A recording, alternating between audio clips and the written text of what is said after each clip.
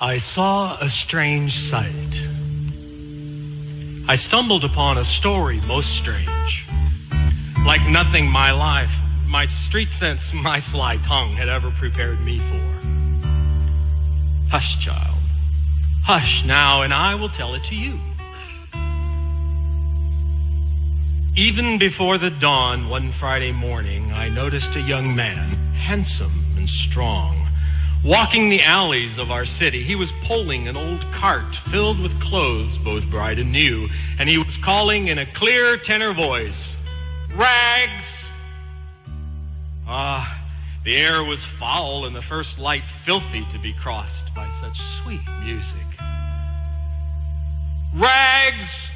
New rags for old! I take your tired rags, rags! Now, this is a wonder, I thought to myself, for the man stood 6'4", and his arms were like tree limbs, hard and muscular, and his eyes flashed intelligence. Could he find no better job than this, to be a ragman in the city?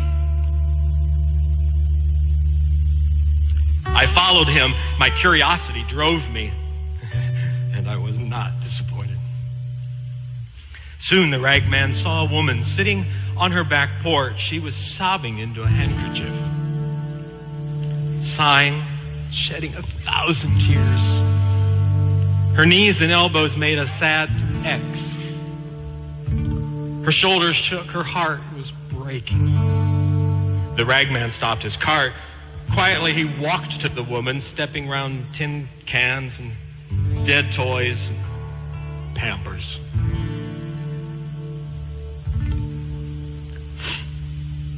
"Give me your rag," he said to her gently, so gently, "and I'll give you another." He slipped the handkerchief from her eyes. She looked up, and he laid across her palm a linen cloth so clean and new that it shined. She blinked from the gift to the giver. Then, as he began to pull his cart again, the ragman did a strange thing. He put her stained handkerchief to his own face, and then he began to weep, to sob as grievously as she had done, his shoulders shaking. Yet she was left without a tear. "This is a wonder," I breathed to myself. And I followed the sobbing ragman like a child who cannot turn away from a mystery. Rags! Rags! New rags for old! In a little while, the sky showed gray behind the rooftops, and I could see the shredded curtains hanging out black windows, and the ragman came upon a little girl whose head was wrapped in a bandage. Her eyes were empty. Blood soaked her bandage, and a single line of blood ran down her cheek.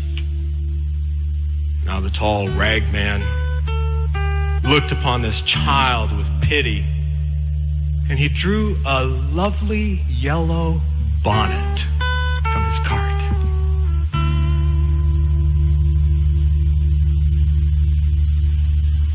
The child could only gaze at him while he loosened the bandage and removed it and tied it to his own head. The bonnet he set on hers. And I gasped at what I saw, for with the bandage went the wound against his brow. It ran a darker, more substantial blood. It was his own.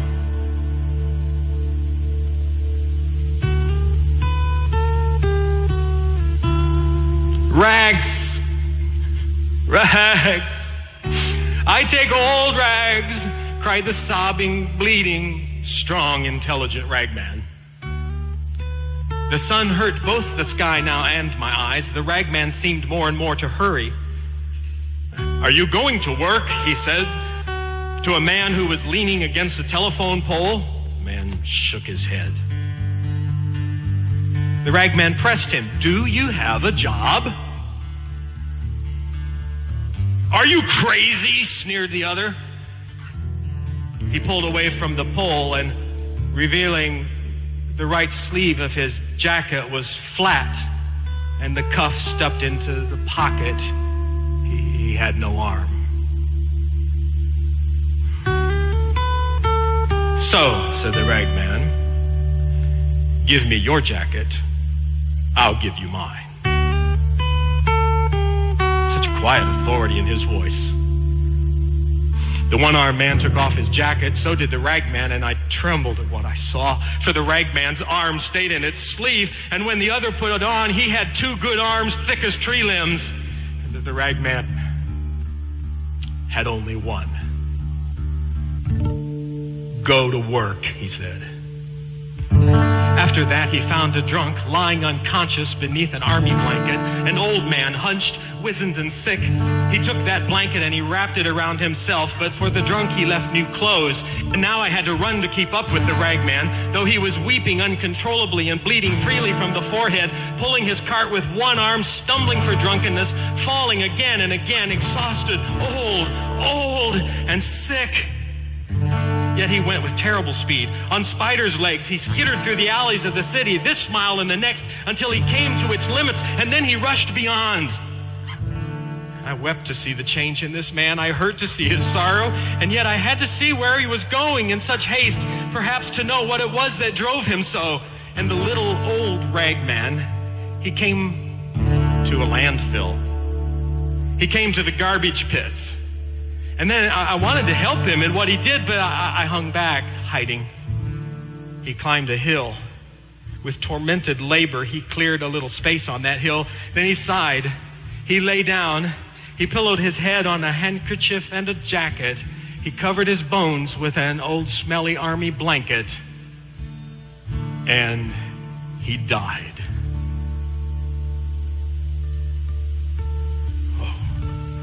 Oh, how I cried. How I cried to witness that death.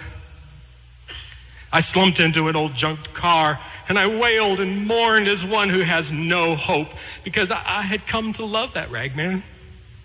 Every other face had faded in the wonder of this man, and I cherished him. But he died. I sobbed myself to sleep. I didn't know. How could I know? I slept through Friday night and Saturday, and it's night too. But then, on Sunday morning, I was awakened by violence. Light, pure, hard, demanding light slammed against my sour face, and I blinked, and I looked, and I saw, and the last and the first wonder of all was before me. There was the rag man, folding the blanket most carefully, a scar on his forehead, but alive. And besides that, healthy, no sign of sorrow, nor of age, and all of the rags that he had gathered shined for their cleanliness. Well, then, I lowered my head, and trembling for all that I had seen, I myself walked up to the rag man. I told him my name with shame, for I was a sorry, sorry figure next to him. Then I took off all my clothes in that place, and I said to him with dear yearning in my voice, "Dress me."